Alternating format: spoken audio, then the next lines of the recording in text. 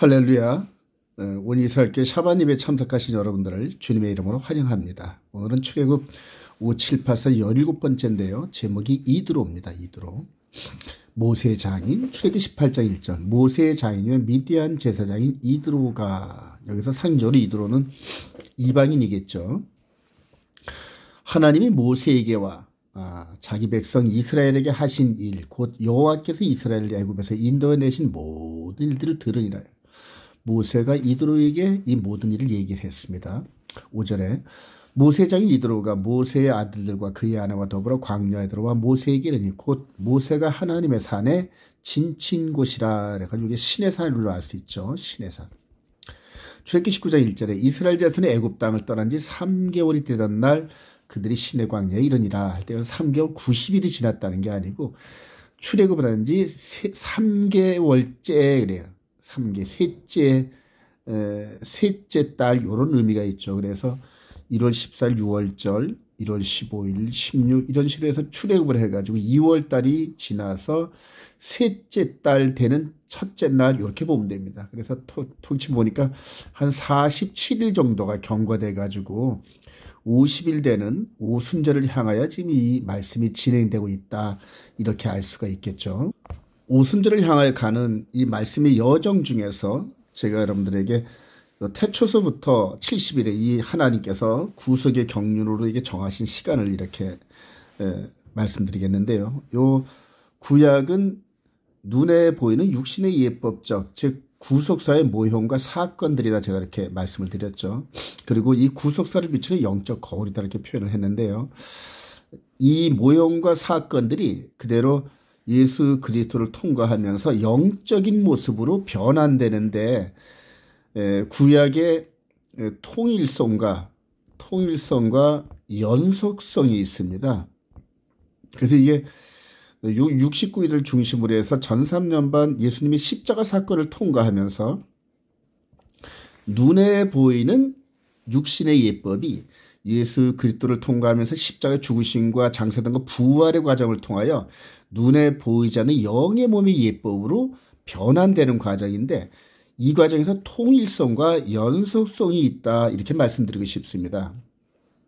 그래서 많은 분들이 현재 후 3년 반, 즉 마귀가 지배하는 3년 반의 이 계시록 사건들을 설명을 하면서 이 구약에서 보여지는 이 사건들에 대한 그 연속성과 통일성에 대해서 잘못 인지하면서 구약에서 보여주는 계시록 사건들이 있는데 이 사건들을 비추어가면서 계시록을 해석을 해줘야 되는데 그렇지를 못하더라고요. 그래서 그 부분이 많이 아쉬운데 이 방송을 듣는 여러분들은 제가 설명하는 취지, 즉 구약의 모든 사건들이 구속사적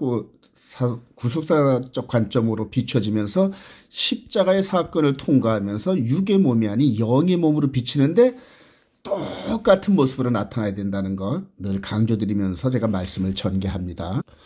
여기서 보면 오늘 사건을 이렇게 그림으로 좀 요약을 해보면은 6월절 1월 14일 날 6월절 행사를 이렇게 합니다. 6월절 행사를 하고 그 밤이 1월 15일 날 출애굽을 하고 홍해 도하는 이런 과정에서 애굽의 군사들이 파견돼 가지고 압박을 하면서 또 멸망당하는 이런 그림들이 이렇게 지나면서 지금 오순절을 향하여 가는 여정이거든요. 그러면서 이 광야 여정을 이렇게 가다가 모세와 이드로가 만나는, 이게 상징적으로 이방인 이드로와 그 다음에 이스라엘 백성의 대표인 모세가 서로 만나서 하나님의 복음을 들으면서 둘이 하나가 되는 이런 과정들을 좀 보여주는데, 이렇게 이 사건이 있고 난 이후에 이 두 세력이 신에선 언약에 동참한다는 의미입니다. 자, 그런데 이런 사건들이 신약에서 어떤 식으로 이제 비춰지냐 하면은 바로 예수님의 6월절 1월 14일 똑같이 모세의 출애굽하는 과정에서 똑같은 날짜 시간에 이제 우리 예수님께서 6월절 어린 양으로 죽으시고 그다음에 장사되고 부활하는 이런 과정들이 구약에서 거치는 이 과정하고 똑같다는 얘기거든요. 그리고 나서 새 언약의 중보자신 예수 그리스도를 통하여서 오순절 사건이 일어나고 그리고 이런 것들을 영적으로 우리들에게 설명해 주시기 위해서 성령님이 우리 가운데 임하시는 그런 과정들이거든요. 그래서 성령이 예수를 영접하고 그 다음에 성령의 인도하심 따라서 우리가 어떤 과정을 겪게 되는지 깨닫냐면요. 바로 이 구약에 보이는 모형의 그림자 모습으로 신의 산의 언약에 참여한 거와 새 언약에 참여한 이 부분이 서로 그림이 똑같이 마주쳐가지고 이제부터는 성령님께서 예수 믿는 자들을 인도하신다는 겁니다. 여기 구약에서는 이 언약에 참여한 이 백성들을 구름 기둥과 불 기둥으로 광야 40년 동안 인도하셨던 하나님의 경륜이 이제는 예수 믿는 저와 여러분들 통하여 예수와 함께 죽고 장세되고 부활한 속사람의 경험이 이제는 예수와 함께 새 언약에 참석을 하면서 구약 백성들이 광야 생활을 하면서 거룩의 여정을 걸어가는 것처럼 똑같이 저와 여러분들도 이 속사람의 광야 여정을 거치면서 거룩의 여정으로, 즉 하나님의 성품을 닮아가는 그런 과정을 겪는다, 이렇게 말씀드릴 수가 있겠죠. 그래서 위에서 이제 출애굽기 18, 19, 20 이런 말씀의 여정이 이제 사도행전 2장 1절에 오순절 날이 이름에 그들이 다 같이 한 곳에 모였더니 후련의 하늘로부터 급하고 강한 바람 같은 소리가 있어 그들이 앉은 온 집에 가득하며 마치 불의 혀처럼 갈라지는 것들이 그들에게 보여 각 사람 위에 하나씩 임하여 있더니 그들이 다 성령의 충만을 받고 성령이 말하게 하심을 따라 다른 언어들로 말하기를 시작하니라. 바로 예수님과 함께 예수를 나의 구주로 영접하고 함께 예수와 함께 십자가에서 죽고 그리고 속사람의 부활한 경험을 한 그들을 성령님이 이끌어 오시면서 구약의 시내산에서 언약을 맺었던 것처럼 예수 그리스도 안에서 새 언약을 맺거든요. 그래서 새 언약의 중보자로서 피를 흘리신 이 사실을 성령님이 우리 안에 들어오셔서 깨닫게 하시면서 바로 두 돌판에 기록된 십계명의 말씀, 언약의 내용이거든요. 이 언약의 내용, 이걸 케투바라 하려는데 이 내용들을 우리 속 사람이 볼 수 있게끔 마음판에 기록을 하시고 그리고 그 말씀을 따라 우리를 거룩의 여정으로 인도하시는 이 영적 흐름을 바로 눈에 보이는 역사적인 사건에 있는 이 사실을 통하여 눈에 안 보이는 이 예수 그리스도 안에 있는 이런 사실들을 인지하고 깨닫게 하신다는 겁니다. 그래서 믿음은 바라는 것들이 실상에 보지 못하는 것의 증거라 그랬는데 눈에 안 보이는 걸 어떻게 믿겠어요? 근데 이 구약의 사건들을 통하여 영적으로 깨닫게 하시고 성령님이 이 방법대로 구약의 이스라엘 백성들이 이끌어온 대로 우리를 속사람 인도하신다. 이러면서 말씀을 깨닫고 지혜롭고 성장하면서 그리스도의 장성한 분량에 이르는 과정을 이제 우리가 겪고 있는 거거든요. 그리고 오늘의 말씀의 큰 주제의 결론 부분을 미리 말씀드리면은 이드로가 모세에게 하나님이 하신 모든 일을 들으면서 이드로와 그 일행들이 이 모세와 함께 이스라엘 백성들과 연합하는 과정이거든요. 연합을 해서 이 시내산 언약에 이스라엘 백성들과 또 육신의 할례를 통하여 이 안에 합류한 그 백성들과 또 이드로도 또 그 가족들도 권속들도 이 시내산 언약에 동참했다는 겁니다. 그래서 상징적으로 이스라엘과 이방인이 육신의 할례라는 과정을 통하여서 언약에 함께 참여했던 그 구약적 그림이 이제는 신약 안에서 눈에 안 보이는 이스라엘과 이방인의 연합, 즉 예수 그리스도 안에서 새 언약을 맺는 과정에서도 이스라엘과 이방인이 이제는 그리스도의 할례를 통하여서 언약에 참여한다는 이런 그림을 보여주는 거거든요. 이걸 깨달은 바울 사도가 에베소서 2장 11절에 그러므로 생각하라, 이제 에베소 성도들에게 말하는 거거든요. 이방인, 너희는 그때의 육체로는 이방인이요 손으로 육체에 행한 할례를 받은 무리라 칭하는 자들로부터, 즉 이스라엘 백성들로부터 할례를 받지 않는 무리라 칭함을 받는 자들이라. 이건 대표적으로 다윗이 골리앗을 향하여 이 할례 없는 백성이 하면서 멸시천대를 하는 이제 그런 관점에 있는 우리 이방인들을 말하는 겁니다. 그때에, 즉 아직 그리스도를 만나지 못한 그때에 너희는 그리스도 밖에 있었고 이스라엘 나라 밖에 사람이라, 그러니까 이스라엘 나라 안에 들어오지 못하는 이방인이었다는 얘기죠. 그래서 성전 제사를 참여할 때 이방인이 참여할 수 있는 그 가이드라인을 넘지 못하는, 즉 하나님과 언약 그다음에 언약을 맺는 축복과 함께 하나님의 예배에 참여할 수 있는 이런 특권을 받지 못한 이방 나라거든요. 또 약속의 언약들에 대하여는 외인이요, 세상에서 소망이 없고 하나님도 없는 자이더니, 이게 이제 예수를 믿기 이전에 에베소 성도들, 또 저와 여러분들이거든요. 근데 이제는 예수 그리스도를 믿는 예수님과 함께 죽고 장세되고 부활하고 언약에 참석한 이후로는 전에 멀리 있던 너희가 그리스도 예수 안에서 그리스도의 피로 가까워졌느니라, 그러면서 이스라엘과 이방인이 하나 되는 그런 역사를 이루었다, 이 얘기입니다. 그래서 오늘 포커스는 이도로를 통하여서 모세의 얘기를 듣고 언약에 참석했던 이스라엘과 이방인의 역사의 작은 그림이 이제는 예수의 그리스도 안에서 육신적 할례가 아닌, 그리고 유대인들도 이제는 육신적 할례가 아닌 예수 그리스도를 믿어야 이 언약 안에 들어오는 이 큰 그림, 영적 큰 그림을 통하여 이스라엘과 이방인의 연합 과정을 보여주는 그러한 장이라 볼 수 있겠죠. 이런 과정을 좀 디테일하게 보면은 이드로의 신앙 고백이다 할 수 있겠는데요. 하나님께 제물을 드리고 모세와 함께 떡을 먹는다. 이 히브리적 관점에 떡을 먹는다는 것은 같은 식구가 됐다는 거거든요. 원래 이스라엘 백성들은 할례 없는 이방인들과 함께 식사를 안 합니다. 근데 이렇게 떡을 함께 먹는다는 것은 그대로 이드로가 이스라엘 백성들이 요구해 이스라엘로 들어가는 그 요구인 육신의 할례라든가 이런 여러 가지를 동의했다는 얘기거든요. 자, 출애기 18장 11절 이제 내가 알았도다. 그들의 이드로의 고백이죠. 여호와는 모든 신보다 크심으로 이스라엘에게 교만하게 행하는 그들을 이기셨도다 하고, 모세의 장인 이드로가 번제물과 희생제물들을 하나님께 가져오매, 그러면서 신앙 고백을 하는 거죠. 당신이 나의 주인이십니다 하고, 이제 이방인 종교의 제사장이었던 이 이드로는 번제물과 희생제물을 드린다는 의미를 잘 알고 있습니다.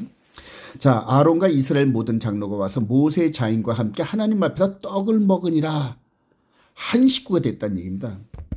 여기서 큰 그림으로 보면 이드로가 모세와 육신의 할례를 통하여서 이스라엘 언약 백성이 됐던 이 이스라엘 혈통적 유대인들, 아브라함의 후손들과 아브라함의 후손이 아닌 이방인이 한 상에서 밥을 먹었다는 얘기예요. 자, 이런 과정들을 우리 신약에서 이렇게 보면 베드로가 이방인들과 식사하다가 예루살렘에서 온 그대로 그 바리새인들을 보고 피해 도망갈 이런 과정에서 그때 바울 사도가 아주 엄청나게 책망했던 이런 장면들이 있죠. 자, 그런데 이 구약적 이 그림이 이제는 신약 안에서 사도들과 함께 식사를 나누는 이방인들의 모습에서 이렇게 우리가 연장선상을 볼 수가 있는데요. 자, 사도행전 2장 41절 그 말을 받은 사람들은 세례를 받으며 신앙 고백을 했다는 얘기죠. 예수를 나의 구주로 영접하고 침례를 받았다는 거예요. 이날에 신도의 수가 3,000이나 더하더라. 그들이 사도의 가르침을 받아 서로 교제하고 떡을 떼며 오로지 기도하기를 힘쓰리라. 그러면서 떡을 뗐다는 것은 같이 하나님을 섬기는 동일 백성이 됐다는 겁니다. 동일 백성. 그래서 구약에서는 육신의 할례를 통하여서 외적인 유니티를 이루었는데, 이제는 이 신약에서는 예수 그리스도를 나의 구주로 영접하면서 그리스도의 할례를 통하여서 그대로 동일 백성의 정체성을 이렇게 회복했다, 이렇게 볼 수가 있겠죠. 자, 에베소 2장 19절 그러므로 이제부터 너희는 외인도 아니요 나그네도 아니요 오직 성도들과 동일한 시민이요 하나님의 권속이라. 이방인 된 에베소 교회 성도들이 이제는 믿음의 고백을 통하여 하나가 됐다는 겁니다. 너희는 사도들과 선지자의 터 위에 세우심을 입은 자라. 그리스도 예수께서 친히 모퉁이들이 되셨느라. 그의 안에서 검을 받아 서로 연결하여 주 안에서 성전이 되어가고, 너희도 성령 안에서 하나님이 거하실 처소가 되기 위하여 그리스도 예수 안에서 함께 지어져 가느니라. 그러면서 마치 솔로몬 성전을 짓는 과정에서 돌들을 깨가지고 치수대로 정확히 깨서 솔로몬 성전에 그런 하나의 세팅되는 그런 자리처럼, 이제는 한 사람이 마치 벽돌 같은 역할을 통하여서 하나님의 거하실 성전, 이제 성령님께서 전부 다 다듬으시죠. 동일한 성령님이 하나님의 성전, 하나님이 거하시는 성전이 되기 위해서 다듬고 있다, 이런 얘기거든요. 자, 로마서 11장 25절 바울 사도가 한 걸음 더 나가네요. 형제들아 너희가 스스로 지혜 있다면서 이 신비를, 여기서 바울 사도는 왜 신비, 즉 미스터리, 비밀, 이런 언어를 썼을까요? 눈에는 안 보인다는 얘기입니다. 즉 예수 그리스도 안에서 성령님이 행하시는 이런 부분들은 우리 육신의 눈에는 보이질 않지만은 내면의 세계, 즉 영의 몸의 세계에서는 이루어지고 있는 그런 과정들을 말하는 거죠. 근데 그 표본이 이렇게 구약적 밑그림을 통하여 깨닫는다는 얘기입니다. 이 신비를 너희가 모르기를 내가 원하지 아니하노니 이 신비는 이방인의 충만한 수가 들어오기까지 이스라엘 더러는 우둔하게 된 것이라. 즉 구약적 그림에서 이 이드로와 그의 가정이 모세의 말을 듣고 생각하면서 여호와 하나님이 가장 우두머리 신이시구나 하는 걸 깨달으면서 이방인 된 이들이 마음의 결단을 하고 들어올 때까지 기다려줬거든요. 막 강제로 한 게 아니라 하나님이 하신 그 위대한 일들을 설명하고, 그 다음에 그렇게 해서 우리들이 나아노라 하면서 여호와 하나님에 대한 설명, 즉 복음을 설명한 거죠. 그리고 난 후에 이 이드로를 통한 여러 이드로에 속한 많은 권속들이 충분히 이걸 설명을 듣고 육신의 할례를 통하여 믿음의 고백을 드리고 또 번제물과 희생제물을 드릴 수 있는 결단을 내리기까지 기다려줬다는 얘기거든요. 이제 이런 것들이 예수 그리스도 안에서 십자가 사건을 통하여서 죽고 부활한 이 영적인 의미를 이제는 이스라엘 백성들, 사도들이 깨닫고 이방인들과 하나 연합되는 과정에서 기독교 2000년의 역사가 요 사도들로부터 시작됐죠. 그리고 이방인의 충만한 수가, 즉 하나님이 계획하신 이방인의 충만한 수가 들어오기까지 이스라엘 백성들이 기다려준다는 그런 의미입니다.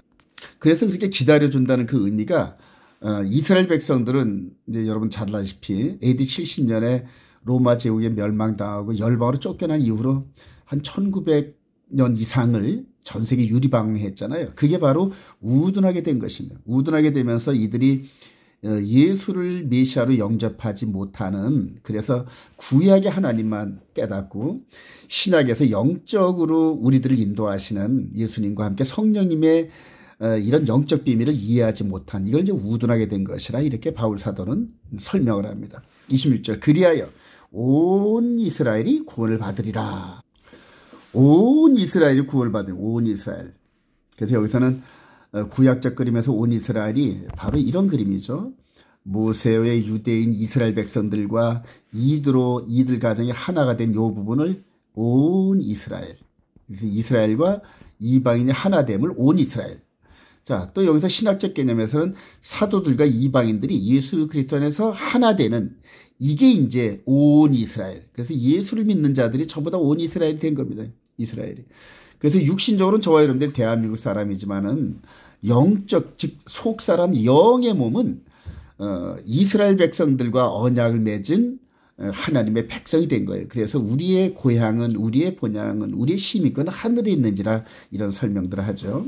그래서 기록된 바 구원자가 시온에서 오사 야곱에서 경건하지 않은 것들을 돌이키시겠고 내가 그들의 죄를 없이 할 때 그들에게 이루어질 내 언약이 이것이라 한 것 같으리라. 그러면서 새 언약, 즉 예수 그리스도로 말미암는 속사람의 구속이 완성되는 이런 과정들을 설명을 하는 겁니다.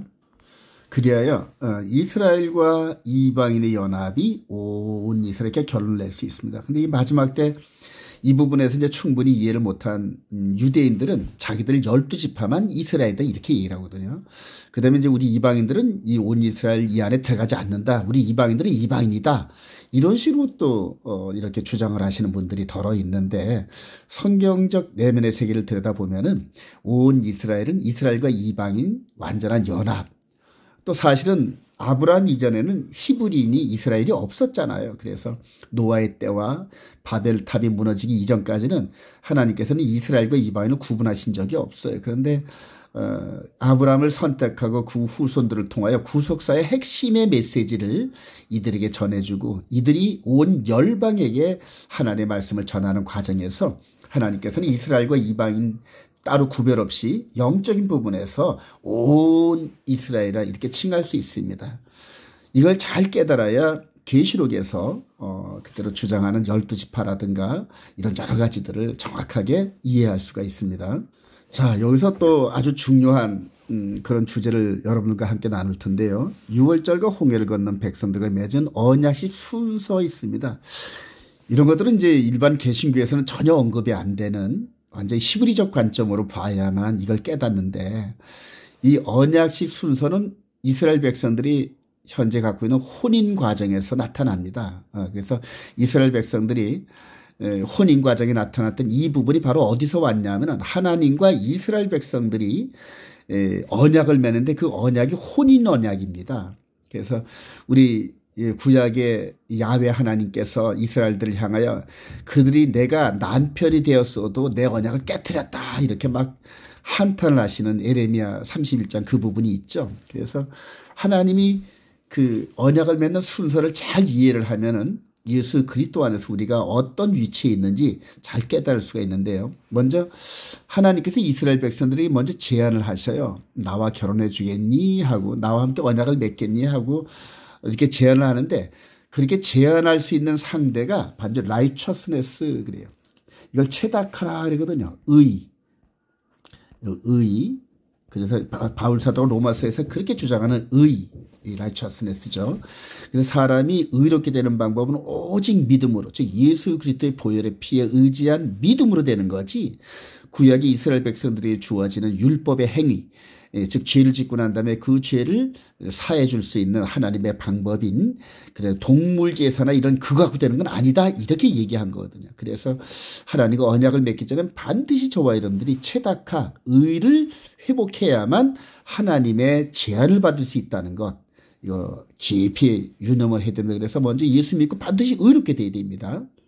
자, 하나님께서 제안하시는데 출애굽기 19장 3절 여호와께서 산에서 그를 불러 말씀 모세를 불러줘. 너는 이같이 야곱의 집에 말하고 이스라엘 자손들에게 말하라 그래요.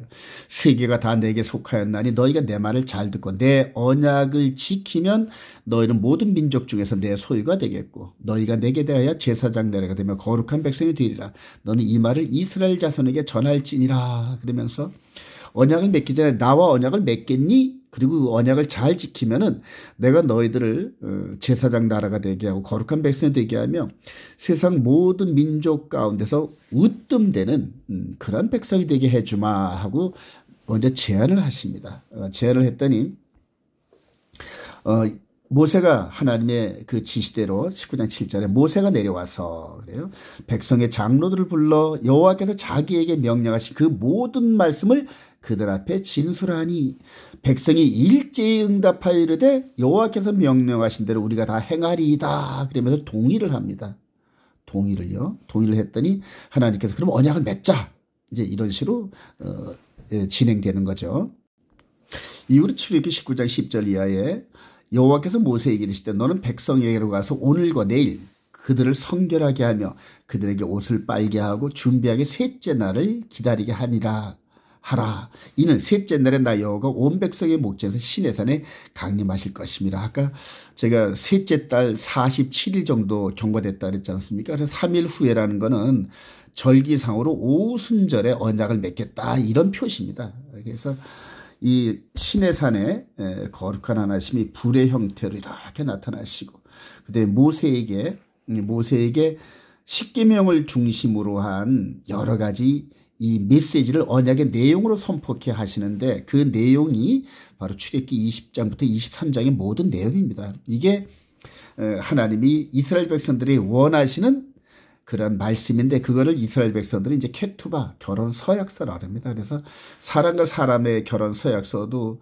물론 지켜야 되지만 하나님과 맺은 이 결혼 서약서 언약서는 지키지 못하면 죽음에 이르는 그 표시가 뭐냐면 이렇게 이스라엘 제사장들이 이 붉은 암송아지를 피를 내 가지고 언약의 징표를 삼습니다. 언약의 징표로 이 피를 뿌리고 양쪽으로 피를 뿌리고 그리고 언약을 맺는 이제 이런 과정들이 이스라엘 백성들에게 나타나죠. 그러고 나서 언약의 내용들을 전부 반포하고 그리고 이제 피의 비중과 함께 먹고 마심으로 언약식을 마무리하는데요. 이제 출애굽기 20장부터 23장의 내용을 전부 선포했죠. 그리고 다시 한번 그들에게 묻습니다. 이런 내용인데 지킬 수 있겠니 하니까 아멘 하고 응답을 하면서 언약의 내용이 자 그래서 이렇게 짐승을 잡아서 송아지 잡아가지고 피를 백성 쪽에 먼저 뿌리고 하나님 쪽에 뿌리면서 양쪽이 다 피로써 맹세하는 언약식이 완료가 됐습니다. 이걸로 끝나는 게 아니라 이제 반드시 먹고 마심으로 언약식을 마무리하게 되어 있는데요. 출애굽기 24장 9절 모세와 아론과 나답과 아비후와 이스라엘 장로 70인이 올라가서 이스라엘의 하나님을 보니 그의 발 아래는 청옥을 편듯하고 하늘같이 청명하더라.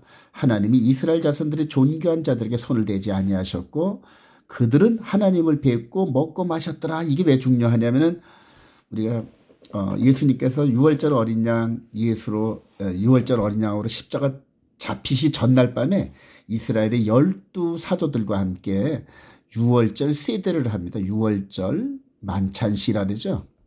그래서 이게 언약을 준행하고 난 다음에 먹고 마심으로 마무리하는 그런 패턴을 그대로 따르는 거거든요. 자, 이스라엘 백성들이 시내산에서 모여가지고 하나님 앞에 아련을 하면서 여기서 먹고 마심이 이루어지고요. 먹고 마심이 이루어지고 여기는 하나님이 계시는 상징적인 그런 자리죠. 그래서 하나님과 함께 이스라엘 백성들이 먹고 마심으로 이렇게 언약을 마무리 짓는 이런 흐름들입니다. 자, 다시 한번 말씀드리지만은 이 언약 과정에서 제안하시고 그 다음에 수락을 하시고 선포와 비준, 그다음에 먹고 마신 이 흐름은 예수 그리스도를 통하여 동일한 방법으로 나타납니다. 그래서 사복음서의 이 흐름을 보면은 산상수훈에서 제안하시고 그 제안하심을 가나안 땅 여기저기 다니시면서 계속적으로 천국 복음, 즉 이 언약의 내용들을 계속적으로 말씀하시면서 여기저기 다니셨고, 그 다음에 마지막에 이스라엘의 수락한 이 제안을 수락한 12사도들과 상징적으로 언약을 맺는 과정입니다. 그리고 이제 먹고 마심으로 마무리하는 패턴이죠. 자, 모세의 옛 언약, 다음에 예수 그리스도의 새 언약, 이렇게 큰 제목을 정했는데요. 출애굽기 20장 1절 하나님이 이 모든 말씀으로 말씀하여 이르시되, 이제 언약의 내용을 선포하시는 겁니다. 나는 너를 애굽 땅 종되었던 집에서 인도하여낸 네 하나님 여호와니라. 너는 나 외에는 다른 신들을 두지 말라. 첫 번째 계명이죠. 너를 위하여 새긴 우상을 만들지 말고, 두 번째 계명입니다. 그 다음에 이제 쭉 지나가면서 네 이웃에 대하여 거짓 증거하지 말고, 아홉 번째 계명이죠. 이웃을 탐내지 말라 그러면서 10계명을 언약의 기본으로, 기본적인 요소로 이렇게 선언을 하십니다.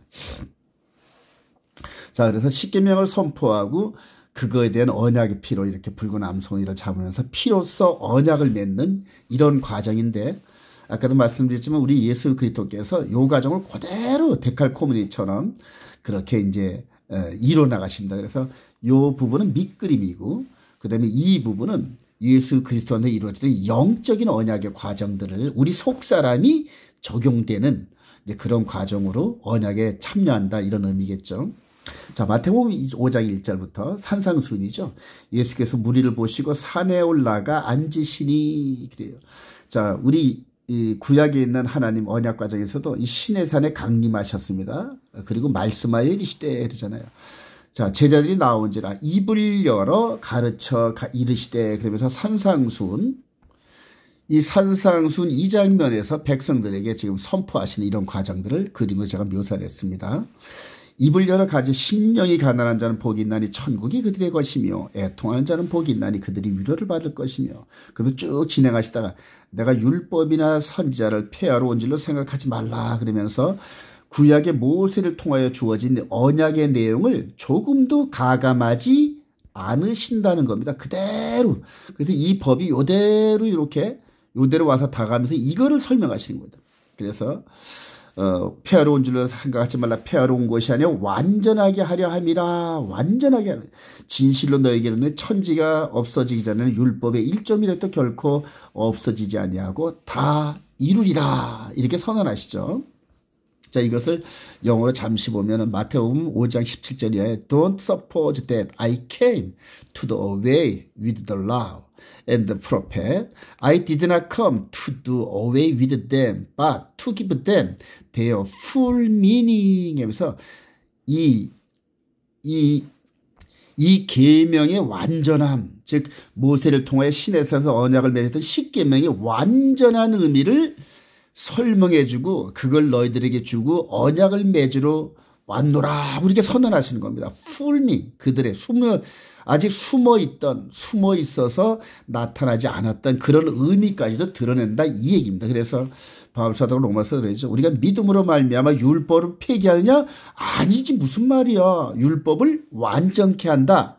이런 의미가 있어요. 그래서 저와 여러분들이 이런 걸 오해해가지고 계명을 폐기해서 계명 안 지켜도 된다. 이런 식으로 신학적 그런 그 주제를 세워서 정말로 너무너무 이 복음의 언약의 원뜻에서 멀리가 있습니다. 그래서 결과적으로는 그 언약의 불순종으로 말미암아 데살로니가후서 1장 8절 후반부에 보면은 하나님을 모르는 자들과 예수의 복음에 복종하지 않은 자들을 영벌에 처하는 그런 벌에 들어갈 수 있죠. 아주 유념해야 됩니다. 히브리서 8장 5절에 그들이 섬기는 것은 하늘에 있는데 이것은 모형과 그림자라. 즉 구약에 있는 이 율법의 행위 보이는 이런 부분들은 모형과 그림자였다는 겁니다. 무엇을 비추는? 바로 예수 그리스도 안에 있는 영적인 비밀을 비춰주는 모형과 그림자였다는 거죠. 모세가 장막을 지으려 할 때 지시하심을 얻은 것 같은 이르시되 삼가 모든 것을 산에서 내게 보이던 본을 따라 지으라 하셨느니라. 그래서 원본이 따로 있다는 거거든요.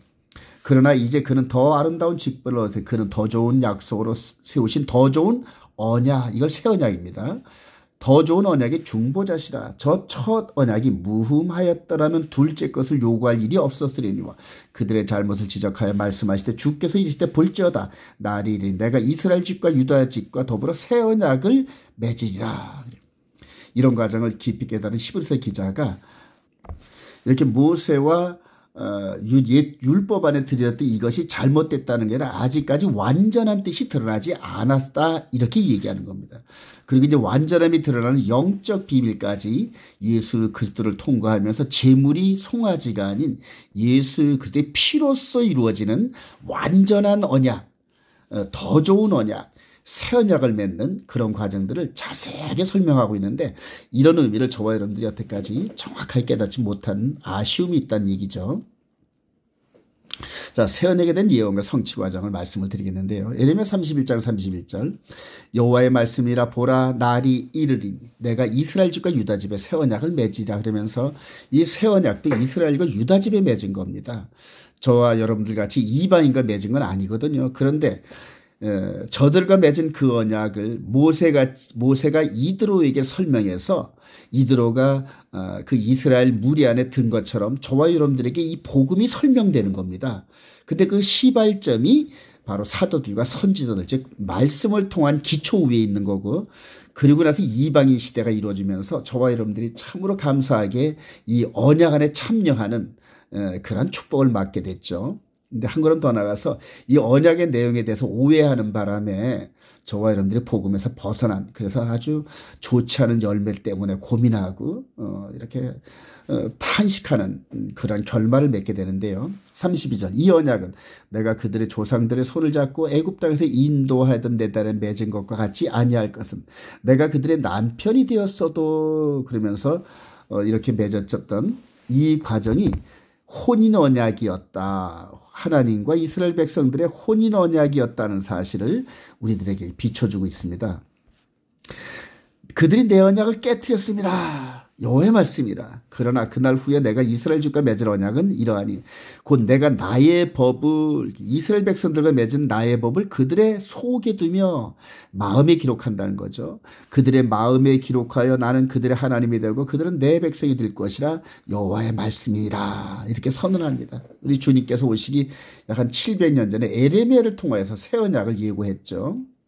자, 그리고 그 새 언약을 증폭되게 받은 이제 새 언약을 좀 증폭해서 받은 선지자가 누구냐면 바로 다니엘 선지자입니다.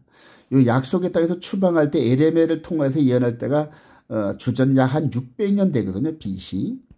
이때로부터 70년 포로 생활이 끝나갈 무렵쯤에 다니엘서 9장에서 이 새 언약을 맺은 메시아에 대해서 좀 더 깊고 넓고 알기 쉬운 그런 메시지를 다니엘을 통해서 주시는데요. 다니엘서 9장 26절 예순도 이래 후에 이 부분은 이제 앞에는 7일에까지 해가지고 요건 69일입니다. 69일에. 그래서 69일에 즉 이스라엘 예루살렘을 중건하라는 명이 있을 때부터 69일에가 될 때쯤까지 이제 메시아가 나타나는데 예순도 일의 후에 그래서 69일의 이후 애프터 여기는 비퍼죠. 69일은 비퍼. 그러니까 69일 이전에 기름 부은 자가 끊어져 없어질 것이 아니라 69일의 후에 그래서 69일에와 70일의 사이 어디 시점인지는 모르지만은 메시아 즉 새 언약을 맺을 메시아의 죽음에 대해서 예언하는 겁니다. 그래서 끊어져 없어질 것이면 이때도 무슨 말인지 몰랐는데 저와 여러분들은 이 메시아의 죽음이 바로 십자가의 죽음이구나. 이걸 이제 우리는 알고 있는데 현재 예수를 메시아로 믿지 않는 이스라엘 백성들은 아직까지 메시아가 안 왔다 이렇게 생각하면서 이 영혼 구원의 이 라인에서 벗어나 있는 안타까움이 있죠. 자, 끊어져 없어질 것이며 하면서 기름 부은 자, 즉 메시아에 대해서 예언을 한 겁니다. 그리고 나서 바로 후속 조치로 장차 하나님의 백성이 와서 그 성읍과 성소를 무너뜨리리와 하면서 AD 70년에 티토 장군에 의해서 그때 성전이 무너질 것을 이 다니엘을 통해 약 600년, 한 700년 전에 이걸 예언을 하시는 겁니다. 그러니까 미래에 대한 예언을 계속 하시는 거죠. 그리고 27절에서 기름 부은 자가 끊어져 없어질 것이며 끊어져 없어지는데 왜 끊어져 없어지는지 이것을 27절에서 또 구체적으로 설명돼. 그가 즉 기름 부은 자가 장차 많은 사람과 더불어 한일의 동안에 언약을 굳게 맺고 그래서 한일에 마지막 한일에 7년이거든요. 이게요. 횟수로는 7년인데 요 사이에 어마어마한 영적인 그 시간의 비밀이 있습니다. 그래서 전 3년 반은 예수님의 사역이고 후 3년 반은 마귀에게 주어진 시간이거든요. 그래서 적그리스도가 3년 반 동안 42돌 동안 이 권세를 잡고 행하는 그래서 전 3년 반 후 3년 반 플러스 하면 7년이 맞는데 요 예수님의 십자가 사건이 있는 요 때로부터 해가지고 현재 우리까지 1993년이 지났어요. 1993년이 지나가지고 거의 2000년이 돼가는 요런 마무리에 서 있거든요. 그러니까 요 가운데 비어있는 요것이 이게 이스라엘 백성들에겐 감추어진 이방인의 시대입니다. 여기 이방인의 시대. 오래 기다려준다 그랬지 않습니까? 아까 모세가 설명을 하고 이드로와 그 가족이 들어올 때까지 기다려주고 그리고 그런 가운데서 이스라엘 백성들은 우둔해졌다 이렇게 설명하잖아요. 바울 사도가. 그래서 요 비밀 전 3년 반과 후 3년 반의 비밀 그리고 요 사이에 기독교 2000년의 이방인 시대가 있다는 사실을 이거를 미처 깨닫지 못한 거예요. 그래 그 결과 이제 세대주 관점에 있는 분들은 요 그가를 적그리스도로 해석합니다. 적그리스도로 그가를 적그리스도로 해석하고 요 7년을 한데 묶어서 역사의 후반부 즉 우리 주님이 오시기 이전에 7년 전에 적그리스도가 평화조약을 맺는다. 이런 식으로 해석을 해놔가지고 예수님의 전 3년 반에 있는 새 언약을 맺는 이런 십자가 사역 이런 부분들을 충분하게 소화를 못한 그런 그 안타까움이 있습니다. 다시 한번 그가 장차 많은 사람들과 더불어 한일 동안의 언약을 굳게 맺고 그가 또 일의 절반의 제사와 예물을 금지할 것이며 여기서 제사는 그들은 제바흐 동물 제사의 희생 제물을 말하는 거고 예물은 곡식 제물을 드리는 그런 미나라 그래가지고 그래서 성전에서 드려지는 대표적인 피제사와 곡물 제사를 금지할 것이며 이게 아니라 폐할 것이며 말씀을 폐합니다. 그래요. 그래서 우리 주님이 이걸 말씀을 이루셨잖아요. 요한복음 2장에 이 성전을 헐어라. 내가 3일 반 만에 세우리라 그러면서 새로운 영적 제사 시대를 열을 것을 예고하신 장면이 바로 성취 과정이죠.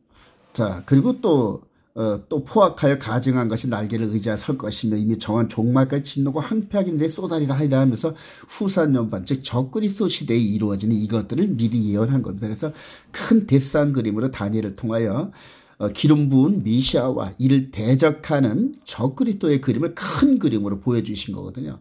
그리고 그 사이에 숨어있는 기독교 2000년의 시간대를 볼 수 있는 눈을 우리가 가져야 되겠죠. 자, 이제는 이제 69일 이후에 이제 3년 반 동안 공세를 맞춰가시는 우리 주님께서 3년 반의 메시아 사역을 맞춰가는 6월절 바로 전날 이 12제자와 함께 6월절 성만찬을 하는 과정에서 이것은 죄사함을 얻게 하려고 많은 사람을 위하여 흘리는 바 나의 피 곧 언약의 피니라 이렇게 설명을 합니다. 이렇게 설명을 하는데요. 이 부분을 다시 말씀을 볼까요? 마태복음 26절 예수께서 떡을 가지사 축복하시고 떼어 제자들에게 주시며 이르시되 받아서 먹으라 이것은 내 몸이니라 하시고 또 잔을 가지사 감사기도 하시고 그들에게 주시며 이르시되 너희가 다 이것을 마시라 이것은 죄사함을 얻게 하려고 많은 사람을 위하여 흘리는 바 나의 피 곧 언약의 피니라. 많은 사람을 위하여. 여기서 우리 27절에 보니까 그가 장차 많은 사람과 더불어 하면서 600년 전쯤에 이 메시아 사역을 보면서 많은 사람과 언약을 맺을 거라 이렇게 했는데 그 말씀을 그대로 받은 이분이 메시아 이분이 다니엘에게 예언을 주신 대로 그대로 많은 사람을 위하여 흘리는 바 나의 피 곧 언약의 피니라 그러면서 다니엘을 통하여 예고된 그가 장차 한일에 동안 언약을 굳게 맺는 이 말씀의 성취가 바로 나야 이렇게 지금 선언하고 계시는 거거든요. 근데 이거를 적그리스도가 행한다 이런 식으로 해서 이 세대주의 관점에 있는 분들은 이 종말론에서 엄청난 지금 미스테이크를 범하고 있는데 그 결과는 적그리스도와 함께 멸망의 길로 들어가는 이런 엄청난 안타까움이 있습니다. 이 부분을 한 걸음 더 가볼까요? 바로 이제 요 이튿날, 바로 이튿날이죠. 6월절 바로 요 날 잡히셔가지고 그 이튿날 6월절 날 십자가에서 6월절 양이 죽는 그 시간에 십자가에 달리시고 운명을 하셨는데 누가복음 22장 20절이야. 이 자는 내 피로 세우는 새 언약이니.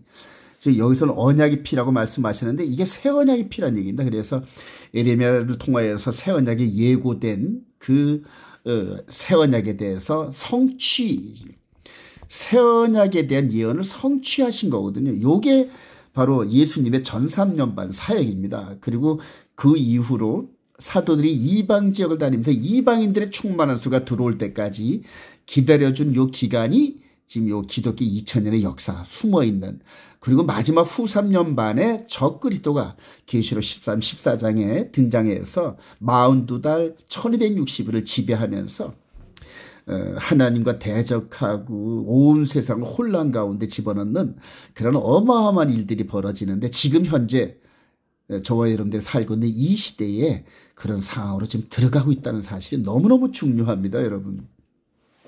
히브리서 9장 15절 히브리서 기자 이렇게 설명하는 이로 말미암아 그는 새 언약의 중보자시니 바로 2000년 전에 지금 히브리서 기자가 바로 이걸 깨닫고 좀 설명하는 거죠. 이는 첫 언약 때의 범한 죄에서 속량하려고 죽으사 부르심을 입은 자로 하여금 영원한 기업의 약속을 얻게 합니다. 영원한 기업. 이 육신의 몸으로 영원한 기업을 이어받지 못합니다. 70 살고 80 살면 잘 살고 있는 그때에 요즘에는 뭐 100세까지 산다 하지만 어쨌든 죽습니다. 이런 죽는 육신의 몸으로 영원한 기업을 이어받지 못하죠. 예수님과 함께 속사람이 죽고 장세되고 부활하면서 이 새 언약에 동참한 사람들이 이 속사람이 현재 새 언약 백성으로서 장차 새 하늘과 새 땅으로 들어가서 영원한 하나님의 자녀 예수 그리스도를 남편 신랑으로 모시는 그런 정말로 말로 형용할 수 없는 그런 축복의 삶을 소망하면서 지금 살아가고 있는데 마지막 때 이 말씀대로 살아가는 백성들을 적그리스도 시대 때 어마어마한 핍박과 협박과 회유를 통하여 넘어지게 하려는데 거의 다 넘어진다 합니다. 여러분들 계시록 14장, 13장, 14장에 보면은 생명책에 기록된 사람들 외에는 전부 그 짐승을 경배하고 짐승의 표를 받는다. 이렇게 선언합니다. 아주 무서운 말씀이죠. 자, 첫 언약, 육신의 예법은 불완전하다. 새 언약은 생명의 성령의 법, 완전하다. 이걸 가지고 한번 설명을 드리겠는데요. 히브리서 9장 1절. 첫 언약에도, 그래, 첫 언약은 첫 언약에도, 그러죠. 첫 언약은 바로 이 모세의 시내산 율법과 성막을 지은 이것을 얘기하는 건데, 바로 첫 언약을 모세 이후로 1450년, 한 1500년 동안 지켜왔던 그들이 바로 이 바리새인과 서기관들, 성전에서 있는 이 사람들 얘기를 하는 겁니다. 자, 예비한 첫 장막이 있고 그 안에 등장대와 상과 진설병이 있으니 이는 성소를 일컫고 또 둘째 휘장은 지성소라 하는데 9절에 보니까 이 장막은 현재까지의 비운이 이에 따라 드리는 예물과 제사는 그래요. 예물, 미나 제사는 제바거든요. 섬기는 자를 그 양심상 온전하게 할 수 없나니 그래서 다니엘서 9장 27절에 그가 한 일의 중간에 제사와 예물을 폐하는 이유가 섬기는 자의 그 양심, 즉 속사람까지는 온전하게 할 수 없는 불완전한 거라는 얘기거든요. 그래서 10절에 이런 것은 먹고 마시는 것과 여러 가지 씻는 것과 함께 육체의 예법일 뿐이며 개혁할 때까지 맡겨둔 것이다. 이렇게 얘기해요. 자, 그럼 개혁의 때는 언제냐? 바로 우리 주님께서 십자가에서 죽으시면서 이전에 드렸던 동물 제사의 연약함을 완전한 제사로 바꾸는 요 때를 개혁의 때다. 이렇게 지금 설명하고 있는 겁니다. 자, 계속해서 나가볼까요? 이제 히브리서 9장 11절 이하에 그리스도께서는 장래 좋은 일에 대제사장으로 오사 손으로 짓지 아니한 것 곧 이 창조에 속하지 아니한 더 크고 온전한 장마로 말미암아 염소와 송아지의 피로 하지 아니하고 왜냐하면 이거는 속사람까지는 죄를 사하지 못하기 때문에 오직 자기의 피로 영원한 속죄를 이루사 단번에 성소에 들어가셨느니라. 이로 말미암아 그는 새 언약의 중보자이시니 이는 첫 언약 때에 범한 죄를 속량하려고 죽으사 부르심을 입은 자라 하여금 영원한 기업에 약속을 얻게 하려 하심이라. 이렇게 설명을 합니다. 여러분들 이 그림 보이시나요? 모세의 성막 성전에 드린 동물 제사는 연약하고 불완전한데 이제 69일 이후에 즉 62일의 후에 기름 부은 자가 끊어져 없어질 것이며 한 일의 중간에 끊어져 없어지는 거예요. 왜 죽냐? 왜 끊어져 없었냐 하니까는 이에 따라 드리는 예물과 제사는 불완전하고 사람의 속사람까지는 온전하게 할 수 없다. 그래서 개혁일 때까지 맡겨둔 육체의 예법이라는 얘기입니다. 그리고 이제 이후로 예수 그리스도의 십자가 사건 이후로는 육의 몸이 아닌 영의 몸 시대가 다가오는데 바로 영의 몸이 새 언약을 맺는 그 얘기란 얘기거든요. 그래서 한 일의 중간 즉 전 3년반 마무리 질 때 이렇게 십자가 사역으로 다니엘서 9장 27절의 말씀을 성취하셨습니다.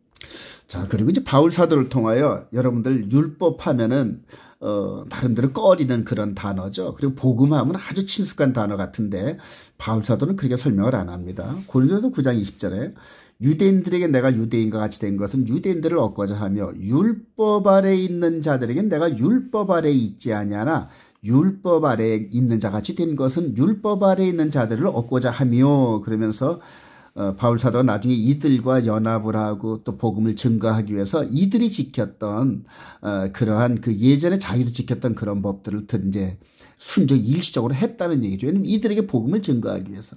그러나 자기 마음 중심은 이제 속사람으로 복음이 꽉 찼다는 얘기거든요. 자, 21절. 율법 없는 자에게는 이방인은 내가 하나님께는 율법 없는 자가 아니요 도리요 그리스도의 율법이라 이렇게 바로 그리스도의 토라거든요. 그래서 같은 율법 토라인데 모세의 율법 아래에 있는 것이 아니라 바로 예수 그리스도의 보혈의 제사를 드리는 그리스도 율법 아래에 있다 이렇게 얘기를 합니다. 그러면 그리스도 율법은 눈에 안 보입니다. 이게 영적 예법이니까요. 영적 예법이고 그다음에 이거는 육신의 예법인데 눈에 보이거든요. 성경에 기록되어 있단 말입니다. 그래서 이 눈에 보이는 이 예법이 그대로 마음 안으로 들어간 이것을 설명을 하는 건데요.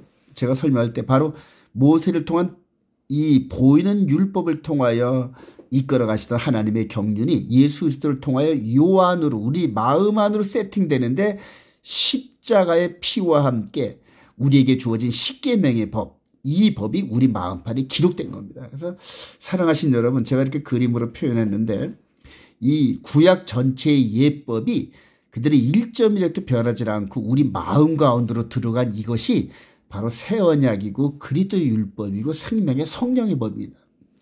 이 법은 보이는 불과 구름 기도로 인도했지만은 그러나 이 법은 보이지 않는 성령님이 인도하신다는 얘기입니다. 성령님이. 이해가 되시나요, 여러분들?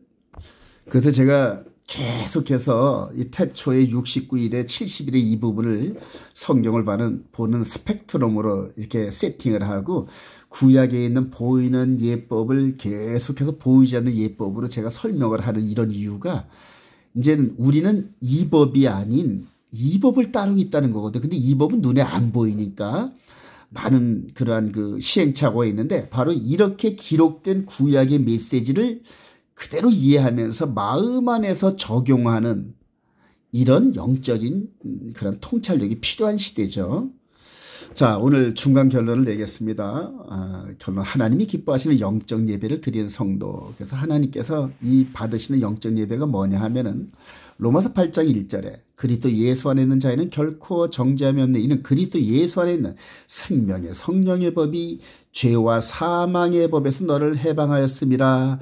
여기서 바울 사도가 말했던 죄와 사망의 법은 바로 태초 때 범죄하고 쫓겨나면서 아담이 드렸던 이 동물 제사, 이거를 얘기하는 거예요. 이게 죄와 사망의 법인데, 이 법이 죄와 사망이 아니라 이 법 아래에 있어도 죄와 사망에서 벗어날 수 없다는 겁니다. 완전한 법이 아니라서. 그래서 이 동물 피 제사는 시대를 거쳐가면서 성막과 성전을 거쳐가면서 우리 주님이 오실 때까지 육신의 예법일 뿐인데, 이 법 갖고는 아까 앞에 설명드린 대로 완전하지 않는 법입니다, 여러분. 그래서 이 법을 드린다 하더라도 죄와 사망의 법을 벗어날 수 없다는 겁니다. 자, 3절에 율법이 육신으로 말미암아 연약하여 할 수 없는 그것을 하나님은 하시나니 곧 죄로 말미암아 자기 아들을 죄 있는 육신의 모양으로 보내어 육신의 죄를 정하사 육신을 따르지 않고 그 영을 따라 행하는 우리에게 율법의 요구가 이루어지게 하려 하심이라. 율법의 요구는 퍼펙트한 죄 없음을 요구하는 겁니다. 율법의 요구는요. 자, 5절 육신을 따른 자는 육신의 일을, 그러면서 이 법을 따른 자는 육신의 일을 생각한다는 얘기예요. 현재 지금 2000년 전에 바리새인과 서기관들의 모습이 이스라엘 가면 올토독스라는 그런 그룹들이 있는데, 그들에게서 그대로 이 모습이 보입니다, 여러분. 그래서 예수를 따르지 않고 이전에 있는 모세 율법을 따르면서 제3성전을 세우려는 세력들이 바로 이 세력들이거든요. 근데 바울사도에 보면 육신을 따르는 육신의 일을, 영을 따르는 영의 일을 생각하는, 육신의 생각은 사망이요 영의 생각은 생명과 평안이라. 육신의 생각은 하나님과 원수가 되나니, 즉 구약 백성들이 열심히 그들과 섬겨도 하나님과 원수가 된대요. 이는 하나님의 법에 굴복하지 아니할 뿐이라 할 수도 없습니다. 육신에 있는 자들 하나님을 기쁘시게 할 수 없습니다. 2000년대 결론을 냅니다. 바로 이 법, 즉 구약 아담 이후로 우리 주님이 오시기까지 드려졌던 이 동물 피제사의 연속성은 하나님을 기쁘시게 할수 없는 예법이다, 이런 얘기거든요. 그러니까 이스라엘 백성들이 우리 예수님 당시 있었던 이 법도 물론 열심을 다해서 하나님께 드렸지만은 최종적으로 하나님이 원하시는 법이 아니었다는 얘기입니다. 그래서 이 제사를 원하지 않는다 그러면 다윗이 물어봐요. 그럼 누굽니까? 그럴 때 내가 한 인물을 예비했다, 이런 응답이 시편 40편에 있죠. 그래서 바로 이분이 오셔서 구약의 모든 불완전한 예법과 계명의 완전한 것을 선포하면서 바로 이 살인하지 말라, 간음하지 말라, 도둑질하지 말라, 이런 모든 부분들이 육의 몸뿐만이 아니라 영의 몸까지도 지켜야 하는 이런 새 언약의 예법, 생명의 성령의 법으로 이게 드려지는 이 부분을 만드신 거죠. 그래서 아까 서두에도 말씀드렸지만 구약과 이런 부분들이 폐해진 게 아니라 예수 그리스도로 말미암아 완전케 되면서 이 법이 일로 연결하면서 연속성, 그래서 이스라엘 백성들과 우리를 뗄 수가 없습니다. 외적으로 혈통적으로는 뗄 수 있지만은 내면의 세계의 그리스도 할례 안에서는 이 연속성이 계속돼서 현재 지금 이스라엘 백성들을 다스리는 하나님의 법이 우리를 똑같이 통치하고 있다는 걸 우리들이 유념을 해야 됩니다. 네, 그리고 통일성이 있습니다. 바로 구약 백성들에게 주어지는 이 율법이 예수 그리스도로 말미암아 그대로 우리 마음 안에 기록돼서 연속성, 통일성을 갖고 있다는 거거든요. 이런 관점에서 성경을 봐야 올바른 그런 구원에 이르는 그런 복음을 깨달을 수 있고요. 특히 마지막 시대를 맞고 있는 저와 여러분들이 이 말씀을 변개해서 우리로 하여금 구원에 이르지 못하게 하려는 그런 속임수에 넘어가지 않는다는 얘기입니다. 지금 이렇게 결론적으로 말씀드리면 많이 안타까운 점이 있는데, 이 시대에 계시록과 이런 아주 대단하다는 많은 분들이 이 구약과 신약의 연속성과 통일성을 미처 깨닫지 못하고 구분 분리함으로 말미암아 온전한 그런 성경적 이 성령의 예법에 대해서 설명을 못합니다. 바울 사도가 로마서 결론적으로 이렇게 말을 하죠. 로마서 12장 1절에 그러므로 형제들아 내가 하나님의 모든 자비하심 너희를 권하니 너의 몸을 영육간의 몸입니다. 하나님이 기뻐하시는 거룩한 사한 제물로 드리라. 여기서는 죽은 제물을 드렸잖아요. 그리고 죽은 제물을 앞에 놓고 그들의 그 예물을 드린 사람과 교제를 이루었던 구약시대 하나님께서 얼마나 답답하셨을까요. 근데 이제 예수 그리스도 안에서 저와 여러분들이 산 제물이 되거든요. 아직 죽지 않았다. 그러니까 이 죽어야 될 저희들이 예수 그리스도로 말해 살아서 하나님과 교제하는 그러한 예배가 이루어지기 시작하는데 이게 이제 우선은 영적 예배입니다. 영의 몸의 예배. 그래서 아주 육신적으로 하나님께 나아가질 못하지만 내 속에 있는 영의 몸은 예수를 나의 구주로 영접하고 예수님께서 우리 안에 성령님께서 기록하신 십계명의 법 안에서 거룩의 여정을 걸어가면서 하나님과 교제하는 이것이 신앙의 여정이고 거룩 성화 과정입니다. 그래서 최대 그 의롭게 되고 카도시 거룩하게 되는 그런 여정 가운데 하나님께 드려지는 예배가 기뻐하시는 예배가 되는 건요. 2절에 너희는 이 세대를 본받지 말고 오직 마음을 새롭게 함으로 변화를 받아. 그래요. 우리 마음의 변화를 이루려고 우리 마음 가운데 계명을 기록하셨어요. 그래서 이스라엘 백성들이 막 성전 안에 있는 십계명을 따라 살아갔듯이 저와 여러분들이 이제는 이 마음판에 기록된 십계명의 메시지를 살아가면서 그 메시지를 순종하다 보니까 하나님의 DNA를 우리가 받게 되는데 그게 바로 사랑입니다, 여러분. 그래서 십계명의 완성 바로 사랑이래서 우리 주님께서 이제 내가 너희들에게 새 계명을 말하노니 서로 사랑하라. 그리하면 너희들이 내 제자인 줄 세상 사람들이 알 거야. 그러면서 서로 사랑하라는 겁니다. 그래서 서로 사랑하는 이 부분이 가장 먼저 적용될 부분이 가정에서는 부부입니다, 여러분. 부부. 그래서 부부가 서로 사랑하지 못하면은 양쪽 다 아니면 누구 하나가 아직 복음의 비밀을 깨닫지 못해서 복음의 삶을 살지 못했다는 얘기고 그 결과는 구원에 이르지 못하는 아픔을 겪게 되거든요. 저도 바울 사도 같은 심정으로 이 동영상 메시지를 듣는 여러분들에게 아주 간곡히 부탁드립니다. 먼저 말씀 안에 새겨진 이 말씀에 굴복하는 삶을 사시길 바랍니다. 너는 나 외에는 마지막 탐내지 말라. 이 십계명이 우리 영의 몸이 순종하면서 하나님의 거룩성을 닮아가길 소망합니다. 그러다 보면은 하나님의 DNA가 우리 가운데서 무럭무럭 자라서 그리스도의 장성한 분량에 이르는데 그런 그 결과가 바로 아내를 사랑하고 남편을 사랑하는 이런 엄청난 축복으로 다가옵니다. 그래서 이 복음의 비밀을 깨달은 부부는 예수님이 우리를 사랑한 것처럼 사랑하게 되고 또 우리가 예수님을 주라고 하는 것처럼 남편을 섬기고 사랑하는 이러한 영적인 내면의 내공이 쌓이게 됩니다. 그래서 부부가 하나가 되고 부모와 자식이 하나가 되고 한 가정이 그리스도의 복음으로 하나가 되고 그리고 그 가정이 가는 곳곳마다 예배를 드리는 곳곳마다 성령님이 역사하셔서 하나님 나라를 기쁘게 확장하는 그런 역사가 일어나거든요. 사랑하신 여러분들, 이 복음의 비밀을 깨달으면서 순종하시면서 정말로 천국 복음에 깊이 동화되면서 마지막 때를 맞이하시고 마지막 최종 목적인 휴거에 동참하시는 부활에 동참하시는 저와 여러분 되시길 주님의 이름으로 축원드립니다.